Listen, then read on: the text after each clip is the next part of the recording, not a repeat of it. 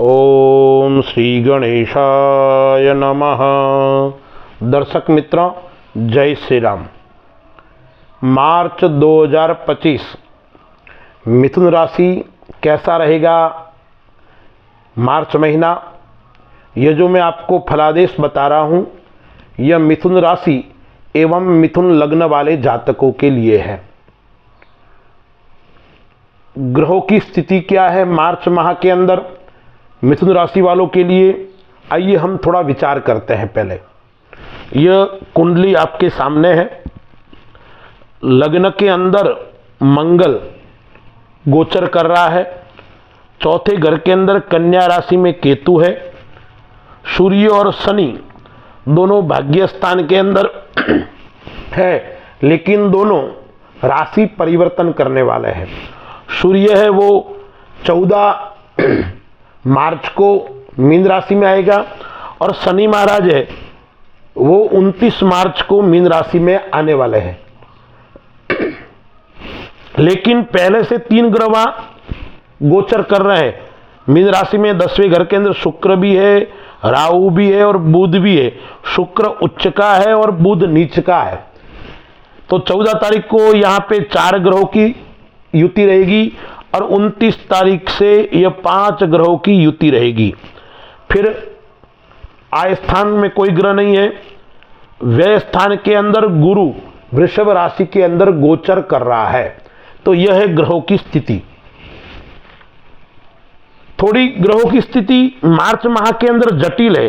3 ग्रहों की युति यह है, दो ग्रहों की युति यह है, सब ग्रह साथ में होने वाले हैं, यानी ग्रहों की स्थिति थोड़ी जटिल है। और 29 तारीख के बाद में 5 ग्रहों की युति होगी। पहले 3 ग्रहों की युति है, 14 तारीख से 5 ग्रहों की युति होगी और 4 ग्रहों की युति होगी और 29 तारीख से 5 ग्रहों की युति होगी। तो यह है ग्रहों की स्थिति। तो कैसा रहेगा यह महीना, पहले हम कौन सी तारीख, कौन सा दिन मिथुन राशि वालों के लिए खराब रहने वाला है। तो मार्च माह की 5, 6, 7, 14, 15, 16, 24, 25 एवं 26 मार्च यह मिथुन राशि वालों के लिए खराब रहेगी, कष्टदायक रहेगी तारीख। इनमें क्या क्या होगा, तो इनके अंदर 2-3 चीजें जरूर आपको देखने को मिलेगी। एक निराशा का भाव मन में उत्पन्न होगा, नकारात्मक सोच बढ़ेगी और उसके कारण विवादास्पद आप बन सकते हो या आपकी वाणी के माध्यम से आप विवाद उत्पन्न भी कर सकते हो। इस बात का विशेष ध्यान रखें। हम व्यापार की दृष्टि से देखें तो 3 ग्रहों की युति है, 5 ग्रहों की युति 10वें घर के अंदर होने वाली है। तो माह के पीछे वाले भाग में, यानी 10 दिन के बाद में कह सकते हैं हम, जबरदस्त काम धंधे के अंदर उछाल आने वाला है। आपने लंबे समय से किसी काम को लेकर आप प्रयास रखते, वो काम आपका पूरा होने वाला है। या आपका कोई काम काफी समय से बंद पड़ा था, पुनः आप प्रारंभ करने के लिए प्रयत्न कर रहे हैं, मेहनत कर रहे हैं, वो उसके अंदर आपको सफलता की प्राप्ति होने वाली है। नया मुकाम आपको प्राप्त होने वाला है। नए अवसर आपके सामने खड़े होंगे। अवसर को किस प्रकार से उपयोग करना है यह आपको करना पड़ेगा। नई ऊंचाइयों आपको प्राप्त होने वाली है। यानी मिथुन राशि वालों के लिए व्यापार के अंदर नए नए अवसर मिलने वाले हैं। नए काम का योग भी बन रहा है और व्यापार के अंदर जबरदस्त उछाल आने वाला है। इसलिए आप सावधानी पूर्वक अपने कार्य में डटे रहे, लगे रहे। नौकरी आदि काम करते हैं, सरकारी क्षेत्र से काम करते हैं, जो नौकरी कर रहे हैं उनको प्रमोशन का योग भी आ रहा है, स्थान परिवर्तन का योग भी आ रहा है। तो व्यापार की दृष्टि से अच्छा है, प्रमोशन नौकरी आदि की दृष्टि से अच्छा है। सरकारी क्षेत्र में आप करते हो तो भी आपको लाभ की प्राप्ति होने वाली है। लेकिन निवेश का योग, आप कोई रोकाण कर रहे हो पैसे का, निवेश कर रहे हो तो संभल कर करना, अन्यथा आपका सब व्यापार का योग अच्छा है लेकिन आपने गलत जगह पे निवेश कर लिया, सोचे समझे बिना निवेश कर लिया तो आपकी पूरी मेहनत खड्डे में जा सकती है। इसलिए निवेश करते वक्त संभल कर सावधानी पूर्वक आपको करना है। योग्य व्यक्ति से सलाह लेकर आपको निवेश करना है, उतावलापन नहीं दिखानी है। व्यापार का योग अच्छा मैंने बताया, और वो व्यापार के योग के कारण आपको मार्च माह के अंदर नए वाहन का योग भी बन रहा है, नए घर का भूमि का योग भी आपको बन रहा है। गुरु की दृष्टि है वो 5वीं दृष्टि यहां पे है, 7वीं दृष्टि यहां पर है, और 8वीं दृष्टि जो 9वीं दृष्टि है वो 8वें घर के ऊपर है। तो आपको 2-3 चीजें थोड़ी ध्यान रखनी है। एक तो ससुराल से आपका मनमुटाव बढ़ सकता है, आकस्मिक किसी नुकसान का योग भी बनेगा, इसलिए मैंने आपको निवेश का बताया, क्योंकि शेयर मार्केट आदि के अंदर आप कार्य करते हो तो आपको नुकसान का सामना करना पड़ेगा, इसलिए आपको आकस्मिक नुकसान का योग भी हो सकता है। क्योंकि सप्तमेश और दशमेश व्यय स्थान के अंदर बैठा हुआ है, 12वें घर के अंदर बैठा हुआ है, तो खर्च भी आपका बढ़ेगा और खर्च अत्यधिक बढ़ सकता है। आपने विचार नहीं किया है, ऐसा खर्च आपके सामने आएगा और आपको खर्च करना भी पड़ेगा। इसलिए खर्च करते वक्त आप विशेष ध्यान रखें। खर्च का योग इस मार्च माह के अंदर बढ़ रहा है। चौथे घर के अंदर केतु बैठा हुआ है, बुध के घर के अंदर केतु की दृष्टि बुध के ऊपर पड़ रही है, 10वें घर के ऊपर पड़ रही है, तो पिता से सहयोग मिलने वाला है। यदि आपके पिता से वैचारिक मतभेद थे वो भी समाप्त हो जाएंगे। पैतृक धन का योग भी इस माह के अंदर बन रहा है। अब बात करते हैं स्वास्थ्य की दृष्टि से। स्वास्थ्य की दृष्टि से देखा जाए तो इस मार्च माह के अंदर कोई बड़े परेशानी आपको नहीं दिखाई पड़ेगी, लेकिन आपकी दिनचर्या आपको परेशानी के अंदर डाल सकती है। दिनचर्या आपकी अव्यवस्थित नहीं होनी चाहिए, दिनचर्या आपकी सुव्यवस्थित होनी चाहिए।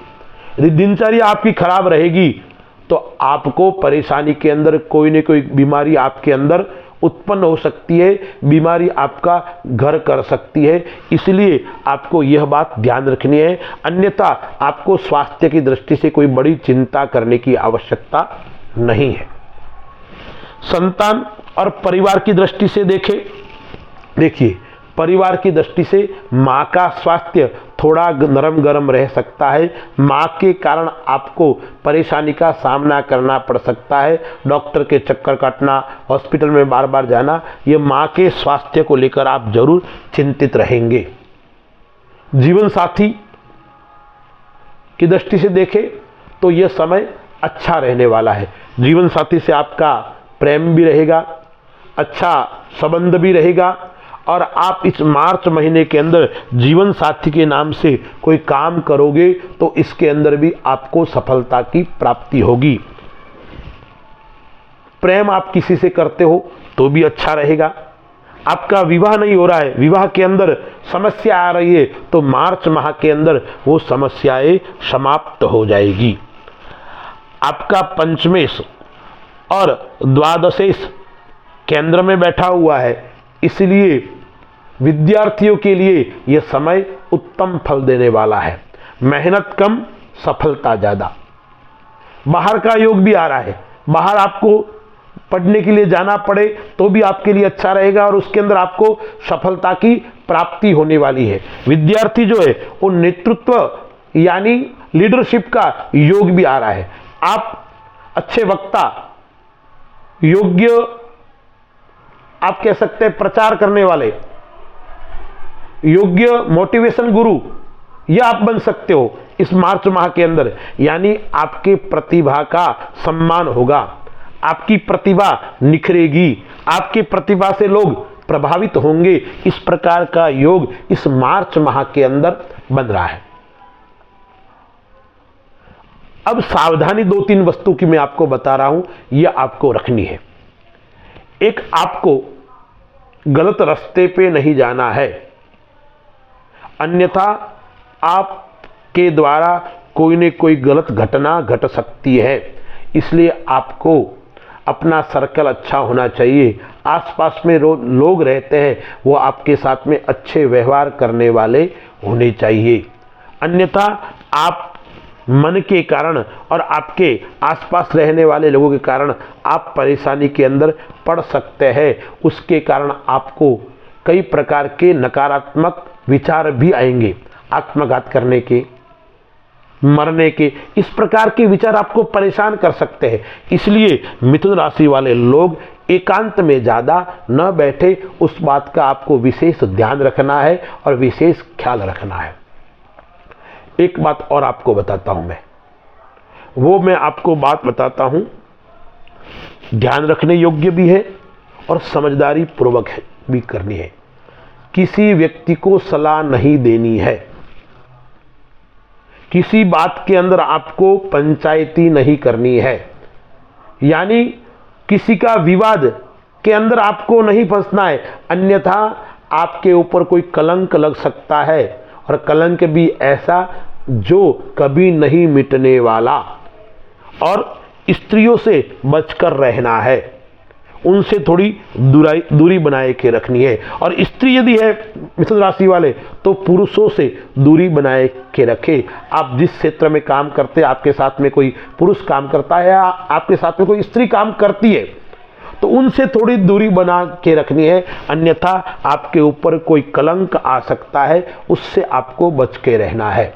अब हम करते हैं उपाय की बात। उपाय क्या करना है?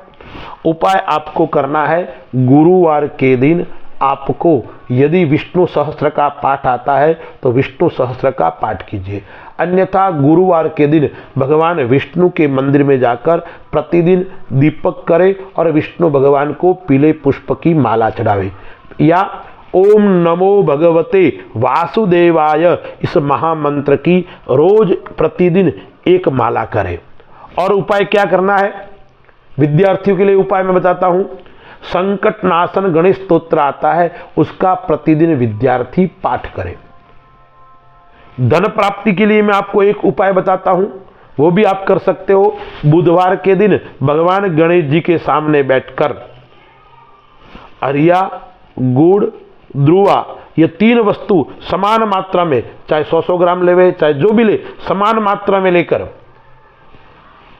हाथ में रखकर 3 बार गणपति का स्तोत्र या ओम गंग गणपतये नमः उसकी 3 माला करके भगवान गणपति के चरणों में अर्पण करोगे तो आपके धन के अंदर जबरदस्त लाभ होने वाला है। व्यापार के अंदर तो योग बन ही रहा है श्रेष्ठ, धन के अंदर भी जबरदस्त लाभ और खर्च के ऊपर थोड़ा कंट्रोल होगा। अस्तु, जय श्री राम।